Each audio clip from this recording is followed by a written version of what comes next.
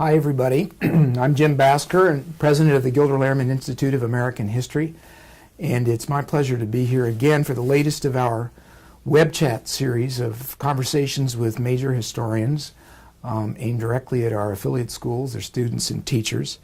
And today, I have with me Professor Jeanne Theoharis, who has written a wonderful book, The Rebellious Life of Rosa Parks, which I have here. And I want to turn to you, Jeanne, right away and say, how did you come to write this book? Didn't we know Rosa Parks already? Right. So I got interested in her actually when she died. And I was interested in the funeral. I don't know if you remember. She dies in 2005. She becomes the first woman, the first civilian, the second African American to lie in honor in the Capitol. 40,000 Americans come. President Bush lays a wreath on her coffin. Right, it's this massive, far greater honor than almost sort of any kind of civilian, certainly far greater than Martin Luther King. And this happens less than 2 months after Hurricane Katrina. And so I start to think about this really in terms of the politics of memory and the politics of history and how history comes into our present to do particular things. And so I didn't think there was any coincidence that we have this massive state funeral for Rosa Parks in the wake of Hurricane Katrina, in the wake of the unsettling realities and questions that I think the hurricane, and particularly the federal response to the hurricane, raised. And so then we have this kind of congressional stampede to have this funeral for Rosa Parks. So I give a talk on, kind of thinking about the politics of memory. And I get asked to turn the talk into an article. And so then you have to say something more. And so I start to look to see, to kind of flesh out her actual life. Because one of the things that happens in the funeral, in the way she's being memorialized, is it's all about that one day on the bus. And she's constantly referred to as quiet and meek and not angry and just quiet. And so she actually becomes very, very small. The New York Times calls her the accidental matriarch of the civil rights movement. And so at this moment of, again, this incredible national tribute, who she is gets very small. So I start to kind of write about this and write about kind of this broader history and realize a couple of things. The first is that I had assumed there was a serious biography that I just couldn't think of it off the top of my head, but there must be one. And I was very surprised to find that there was no serious, scholarly, footnoted biography of Rosa Parks, even though she's certainly one of the most famous Americans of the 20th century, right? And this seemed to kind of correspond to the argument I was making, which is that she'd been reduced to this kind of children's book hero. Yes. So one long ago day, this, the kind of old, tired, the images we often get when we learn about her in elementary school. And so to kind of find that there is no biography, and then to start to kind of try to at least kind of give, this is an article length thing I'm doing at that point. And as I start to look and I start to see the expanse of her political life, right, that really begins in the 30s and goes all the way, really almost to her death in 2005, right? So we're talking more than 6 decades of political work that goes from the Scottsboro case, to the civil rights movement, to the Black Power movement, to the anti-apartheid movement, she does all this anti-death penalty work in the 90s, right? It's this huge life. And the more I look, the more I realize how much of a story there is, and how much of a story there is even after. So the Parks family has to leave Montgomery shortly after the boycott, and she spends more than half of her life and half of her political life in Detroit. And we know, there was very, very little kind of written about that part of her life. It usually would be the last sentence in the biography. And then she moves to Detroit. And then she works for Jeanne, and that's the end. When there's so much in that part of the story. It's incredible. And so that immediately makes me jump to a very important word in your title, which one of our teachers actually, Stephen Paluseo, who's a history teacher in Weston, Massachusetts at the River School, asked specifically, why this title, The Rebellious Life of Rosa Parks? So there's a lot in that. Right. couple of things. So it's taken actually from a quote from her. She talks about having a life history of being rebellious, which again is not right. You don't, the way we were brought up to learn about her, rebellious seems the last thing. The last thing, Yeah. right? And so, but this is her describing herself. And then I chose to make it the rebellious life of Mrs. Rosa Parks for a couple of reasons. Black women were regularly denied the honorific of Mrs. And so people who knew her, people who respected her, always would call her Mrs. Parks. And so part of this was to signal and put her in her historical moment. And also, I think by putting the Mrs. in there, I think we all think we know Rosa Parks. And there's a way that I think putting the Mrs. in the title stops us. There's a distancing of it that it says we need to look at her again. We don't know her as much as we think we know her. So it's both a kind of making it a bit more formal and putting her in her, again, the historical time period that she lives in, but also to kind of say we need to look at her again. It's wonderful. Let's dive into this story. I mean, as you Yeah. point out, 6 decades Right. of important activity in her life, and we always think of her around one moment. Right. What in that first half of the life before December 1, 1955, of the famous episode, what didn't we really know before? I mean, the sheer extent of her activity, certainly, and the tenor of it, but give us some of the highlights of that life that led up to this day in 1955. Well, I mean, I think her spirit really begins in her family. She's raised by her mother and her grandparents, and she's born in Tuskegee. She grows up in Pine Level, Alabama. Her grandfather is a supporter of Marcus Garvey, right? Pan-Africanist Marcus Garvey. And one of her first sort of memories, political memories, is sitting out with her grandfather after World War I. There's this huge uptake of white violence against black people, and particularly black soldiers returning from World War I to sort of put black people back in their place. And there's all this violence, Klan violence, that kind of increases in Alabama. And her grandfather will sit out at night on their porch with his shotgun protecting their house. And she talks about sitting with him, as she puts it, because she wanted to see him shoot a Ku Kluxer. So that's a different moment for us to start her story. Wow. And she is a lifelong believer in self-defense. And as a young person, sort of, takes various steps to protect both her and her younger brother, Sylvester. So at one point, a white bully sort of threatens her and her brother. She picks up a brick, threatens to hit him. He backs off. Another case, a young white boy pushes her off the sidewalk. And she pushes him back in front of this young boy's mother. The mother says, I could have you arrested, killed. Rosa Parks said, he pushed me and I didn't want to be pushed. And we'll hear that language again. She will talk about part of the reason that she doesn't give up her seat on the bus decades later, as she'd been pushed as far as she could be pushed. So for Rosa Parks, there was a line, that line, it's her, her family teaches her to be respectable, and I think to the Macaulay family, that means both the image you put out in the world, but also the respect you demand from the world. So that's her as a young person. She meets and falls in love with who she describes as the first real activist I ever met, and that is Raymond Parks. And her and Raymond Parks will get married in 1932, and Raymond Parks is working for the Scottsboro case. Scottsboro, again, 9 young men riding the rails, which means during the Great Depression, lots of Americans would kind of ride trains to get places and they would do it illegally because they would basically jump on the train to get from one place to another place. So these 9 young men riding the rails, they get discovered by the police. They're arrested.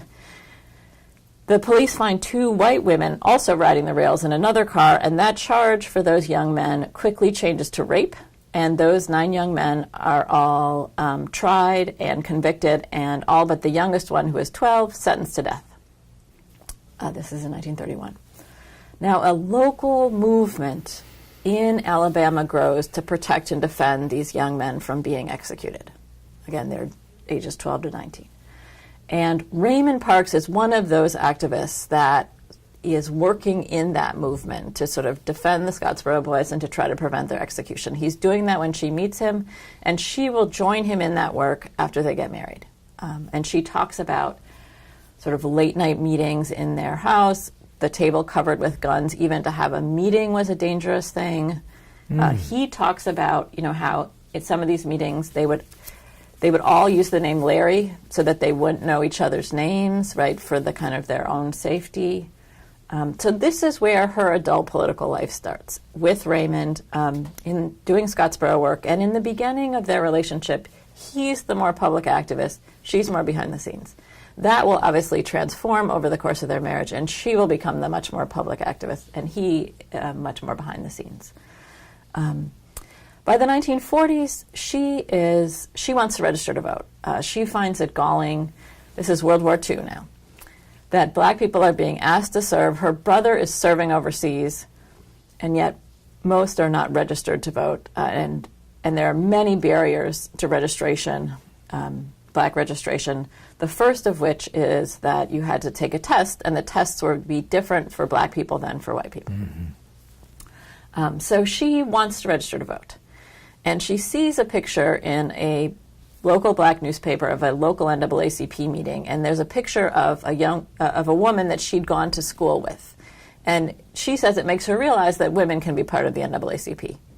So she goes down, this is 1943, to see if her friend's there, to go to a meeting.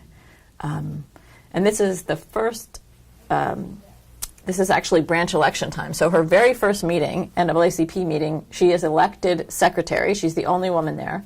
And she makes it known she wants to register to vote. And so a man by the name of E.D. Nixon will come by her house to bring her some materials. E.D. Nixon is a sleeping car porter.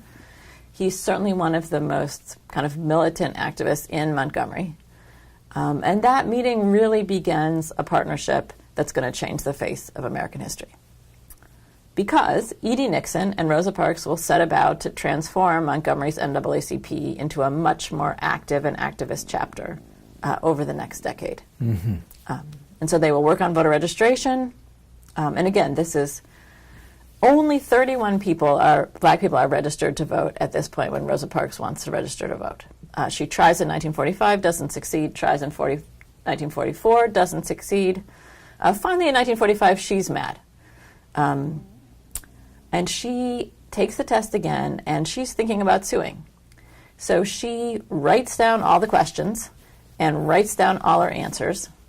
And the voter registrar sees her doing this. And then, lo and behold, in the mail, she finds out that this time she has been successful. One of the differences is also in terms of how black people and white people are treated, besides the fact that the tests were different, was that white people would find out at the voter registration office itself, whereas black people would have to get a letter in the mail. So she finds out she's been successful, but then there's another barrier, which is a poll tax, Yes. right, which means you have to pay a certain amount of money, but you don't have to just pay the money for that year. You have to pay all the back poll taxes from the year that you were eligible to vote, even though, in Rosa Parks' case, in many people's cases, they would have liked to be voting for all those years. So she has to pay 12 years of back poll taxes. This is a big sum of money. They manage to scrape it together. But for a working class family like the Parks, this is a lot. And for many families, this would often be prohibitive. The other issue that NAACP is working on is what we might call criminal justice issues. Two kinds of cases. One, like the Scottsboro case, cases we might call legal lynching cases, cases where black men are being tried and often convicted for crimes they didn't commit. And then the second kind of criminal justice cases she's working on is trying to get the law receptive to white brutality, white sexual violence against black people. So trying to make the law accountable to black people. And so she's traveling through Alabama, taking people's testimonies down, sending them to the Department of Justice, trying to sort of do what they can to make these issues known. And this is very dangerous work, and it's very depressing work. And so they're doing all this stuff, and largely it doesn't go anywhere. They try to file cases, they don't go anywhere, they try to find support, they don't get much.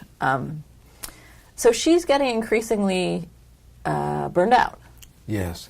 And so now we're in the 1950s, and she works during the day at the biggest downtown department store, that's Montgomery Fair. She is an assistant tailor in the men's shop. Montgomery Fair is a segregated department store. That means that black people can shop there, but they can't try on the clothes. The elevators are segregated. And for black employees, it means the employee lunchroom is not available to black people. So that she works there during the day, and then at night she's doing extra sewing on the side. One of the people she's sewing for is one of the few white sort of liberal couples in Montgomery, and that is Clifford and Virginia Durr, longtime civil rights activists. Virginia Durr notices how kind of depressed and burned out Rosa Parks is getting, and she is affiliated with Highlander Folk School. Highlander is an adult organizer training school, and by that, it's a school that's basically trying to develop leadership among... Highlander gets started in the 1930s on the philosophy that local people are the best people to solve their own problems, to come up with sort of social and political solutions, but that leadership needs to be cultivated and nourished. And so it gets started in the 1930s around economic issues with the Great Depression. It's way ahead of our time. We have leadership academies now, but there it was in the 30s already. Right, exactly. And so by the 1950s, they're really turning their attention to civil rights issues. And the head of Highlander, Miles Horton, is friends with Durr, and there's a scholarship for someone to come from Montgomery to a 2-week workshop they're going to do in August of 1955 around school desegregation issues. And Parks and Nixon have been working on school desegregation issues, particularly in the wake of Brown. They're not having very much success. So Rosa Parks will take off 2 weeks of work, which is a significant amount of time, to go to Tennessee to take part in this Highlander workshop. And this is 5 months before her bus stand. And this is, I think, a very transformative moment. She gets there very burned out. Highlander is an interracial school. The workshop she goes to is about half white, half black. She talks about it as the first time she felt like she could express her opinions in front of white people without hostility. She talks about one of the most important things, one of the things she liked best about it, is that she'd wake up in the morning and she'd smell the coffee and the bacon, and she'd realize that white people were making this for her. And so it's in a very, kind of daily way, touching. There's a kind of transformative quality about it. And then she's in this workshop with 50 other adults sort of thinking and strategizing about how to implement school desegregation. Because the problem is we all know Brown, 1954, right? The Supreme Court says separate can never be equal. But the Supreme Court also puts off the implementation aspect of that decision for a year and comes back in 1955 basically with no implementation, with no timetable, with that very famous phrase, with all deliberate speed. And so what people at Highlander know, what Rosa Parks knows, is that there will be no implementation if people don't push for it, if activists don't push for it. And so that's what they're there to do, is to think about how to push for and plan for and try to make real, the Supreme Court's sort of decision. And so this is, I think, a very powerful experience. She gets home, and coming home is very hard. She talks about it being very hard to come home.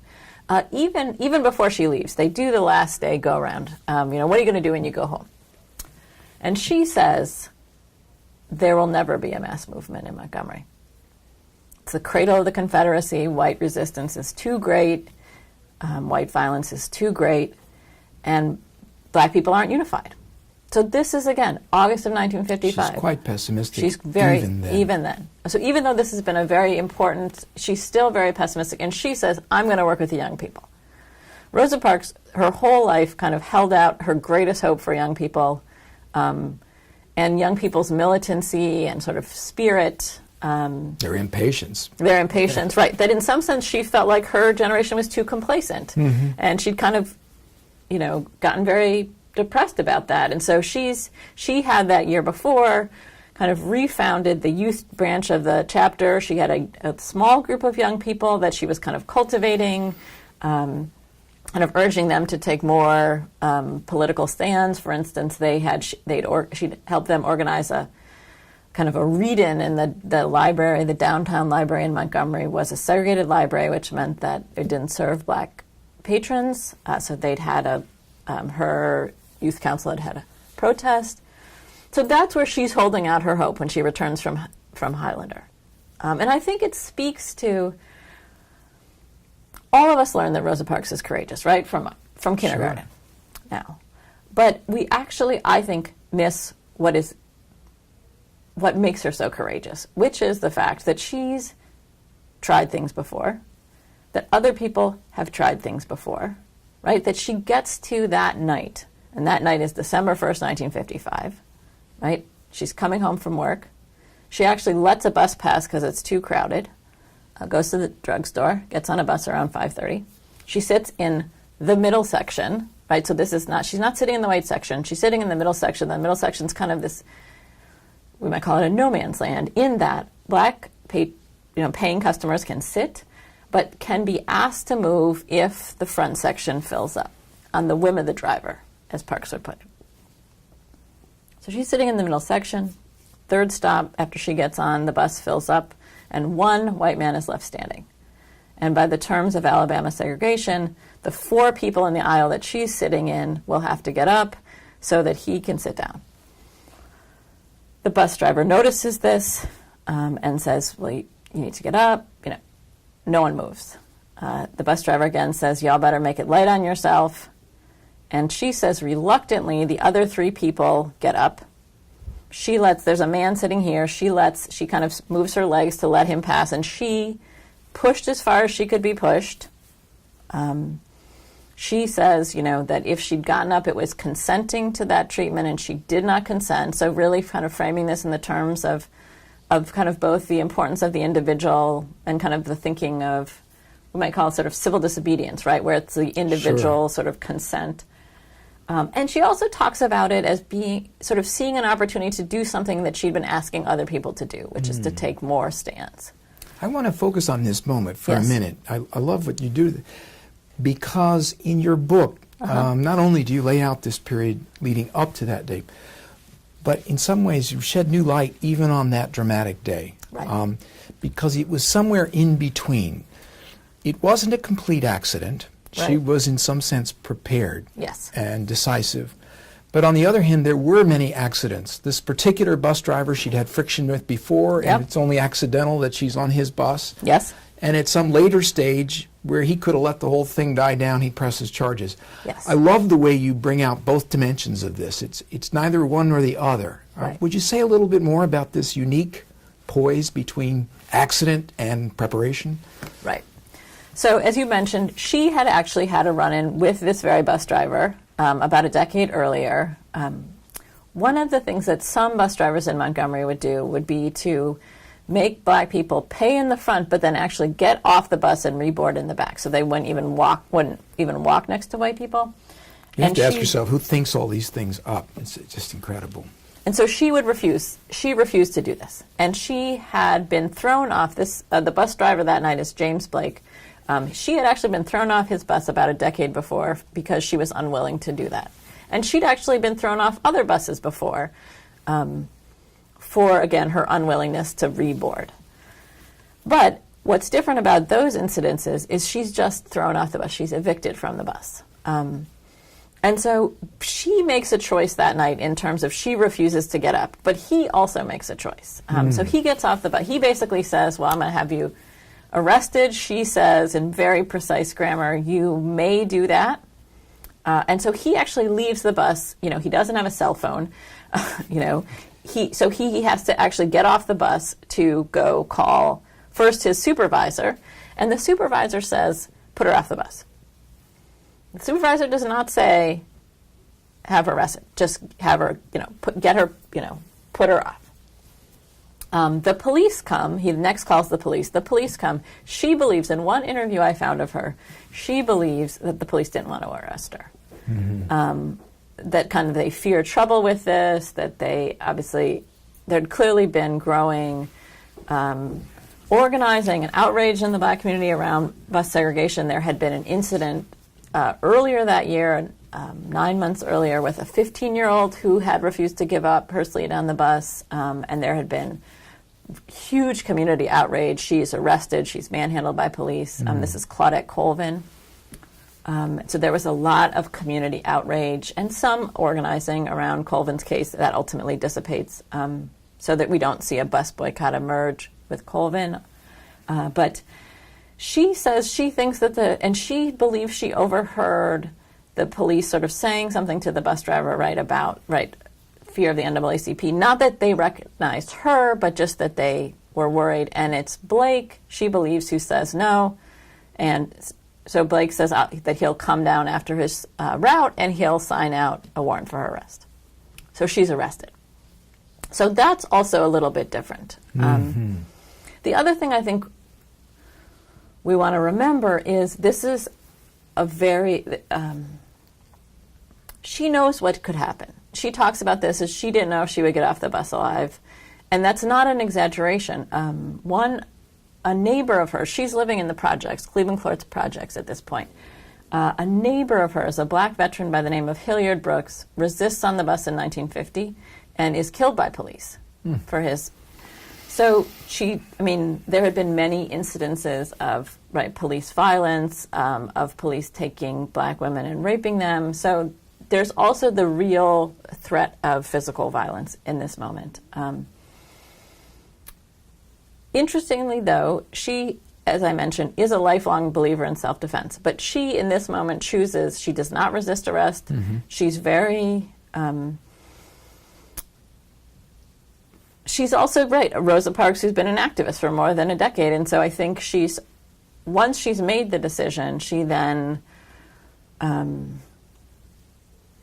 she comes into that, again, with that whole history. Yes.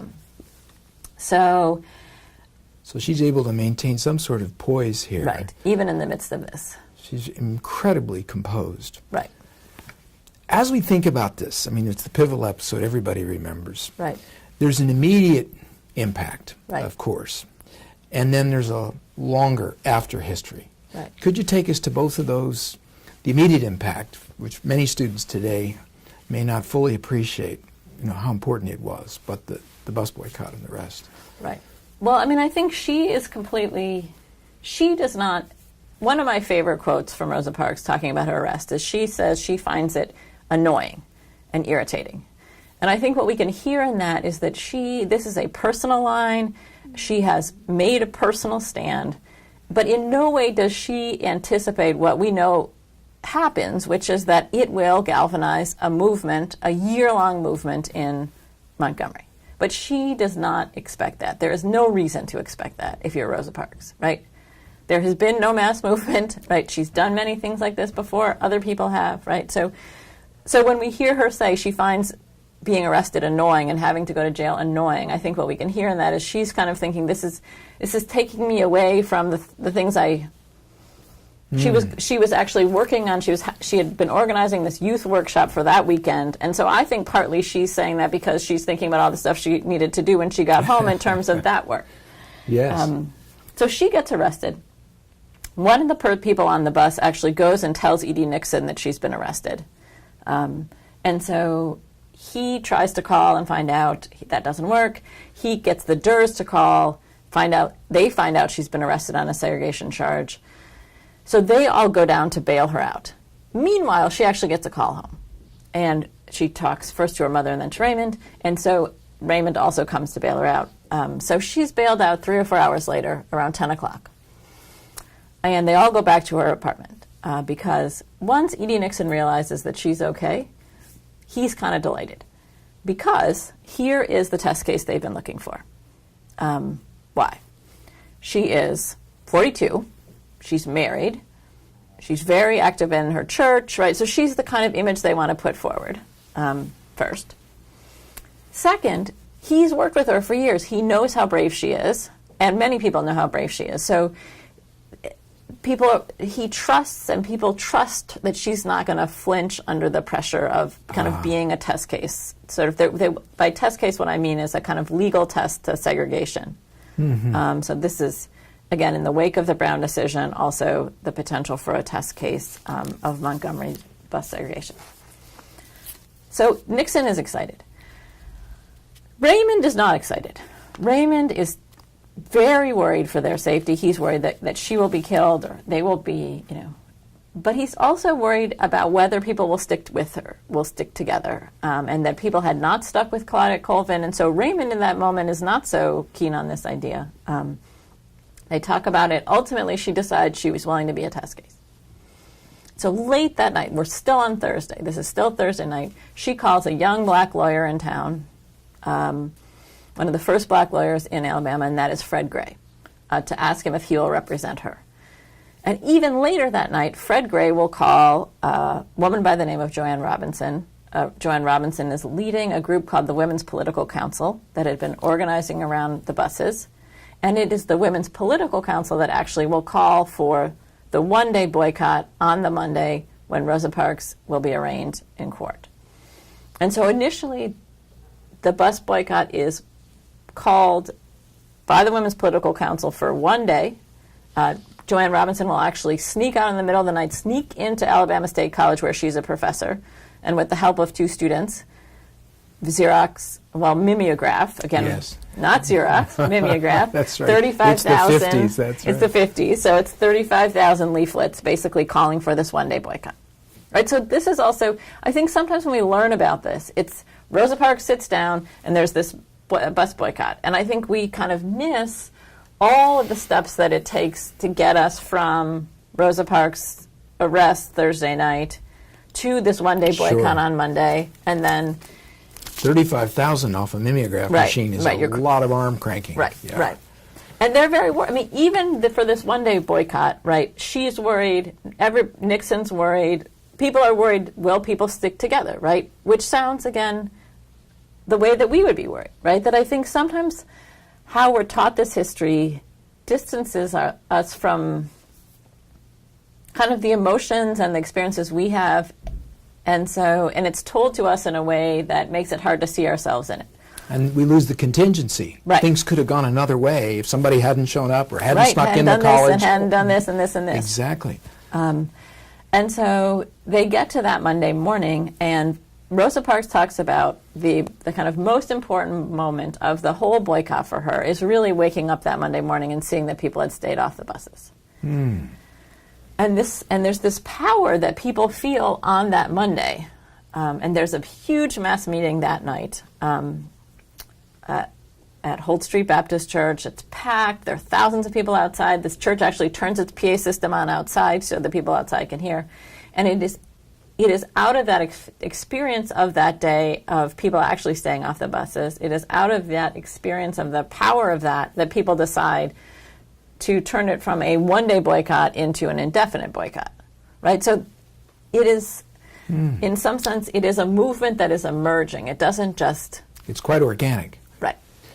And were they already at that stage active in a communitarian way, that people who had cars were giving lifts to people to work, or... So that will emerge in the next few weeks, and that's also astonishing to people like Parks and Nixon, because one of the issues of unity was that there were these class differences, as we have today, right? And so one of the incredible things in those first few weeks of the bus boycott is you have middle-class people being willing to have their cars either used or drive their cars, right? Because part of how you have a year-long boycott is that people walk, but part of how you have a year-long boycott is because they organize this amazing carpool. So by carpool, a citywide carpool. A citywide. So they set up basically 40 stations across town, and so you can go to that station and get a ride across town to work or to the doctor or to shop, and that's what makes people be able to kind of sustain this. But it takes a tremendous amount of organization. It takes a tremendous amount of resources. So actually what Rosa Parks spends most of the year of the boycott doing is traveling the country raising money for the Montgomery Improvement Association, which is the group they form to organize the boycott. That's a perfect hinge, in a sense, moving from something that was one day and then a few weeks or months to a national movement. And in a sense, it's a sort of the coming out of Rosa Parks. Even though she'd been an activist for 25 years or more, there's this other half of her life, and as you say, so many books end with her going off to Detroit. Right. But how many decades and how much more was there to be found? Right. So, a couple of things. First, she actually loses her job 1 month into the boycott, and Raymond loses his. And so they spend most of the boycott without steady work. So even as she's traveling the country raising money for the movement, the Parks family themselves, and her mother's living with them, is in serious economic trouble. And even after the boycott is a 382-day boycott, it successfully ends after the Supreme Court basically rules against Montgomery's bus segregation. So Montgomery's buses are desegregated December 20th, 1956. Even after that happy ending, right, there's still tremendous violence in Montgomery, but in a personal level, the Parks family, they still can't find work. They're still getting death threats. So 8 months after the boycott ends, they are forced to leave Montgomery and they move to Detroit, where her younger brother Sylvester was living. And so she will spend more than half of her life in Detroit. And she calls Detroit the promised land that wasn't. And she talks about, because I think sometimes when we hear, again, the last sentence of the story, and then she moved to Detroit, it seems like, that's the happy ending, that's the vacation home. But she very much... Anything but. Right. She really feels that she doesn't find too much difference between the sort of structures of sort of inequality in jobs, in schools, in housing, in policing, that she leaves in Montgomery, she finds in Detroit. The public segregation, right, bus segregation or elevator segregation, right, that's not there, and that's thankfully better. But in terms of the larger structures of how Detroit is organized, she finds very little difference. And so, like she had done in Montgomery, she sets about to challenge the racism and injustice of the Jim Crow North. Mm-hmm. And so she will spend the next 40 plus years in Detroit doing just that. Both locally in Detroit, and then as a Black Power movement emerges both in the city and nationally, she will take part in that. Fantastic. I'm getting word that we need to come to a close, and we're going to have to leave students to look at that second life of Rosa Parks, which is almost 50 years. I mean, she doesn't die until 2005. Right. But before we stop, I want to put one really symbolic question to you in front of all of the students who are out there. It's an amazing rediscovery of an iconic figure whom we thought we knew. Right.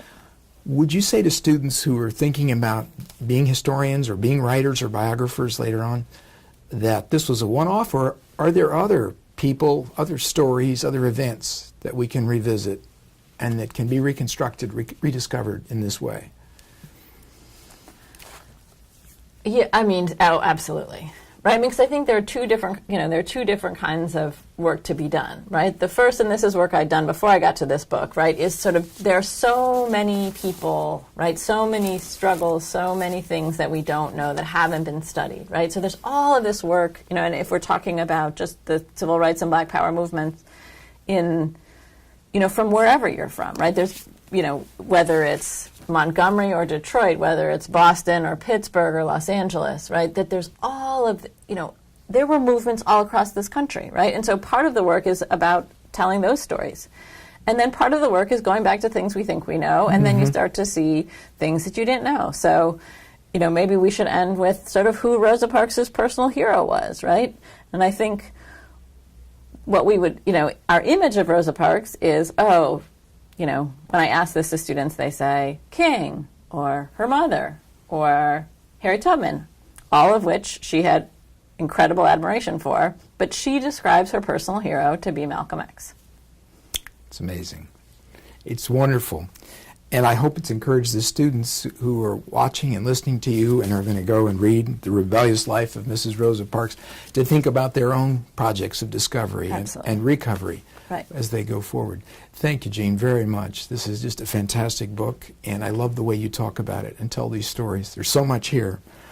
We have to stop now, but I want to encourage everyone who's with us to look ahead to March 5th at 11 a.m. Eastern Time, when we're going to have the next of these web chats with major historians. Next time will be Professor Rebecca Edwards of Vassar College, who will be talking about her book, New Spirits, Americans in the Gilded Age. I'll look forward to seeing you then.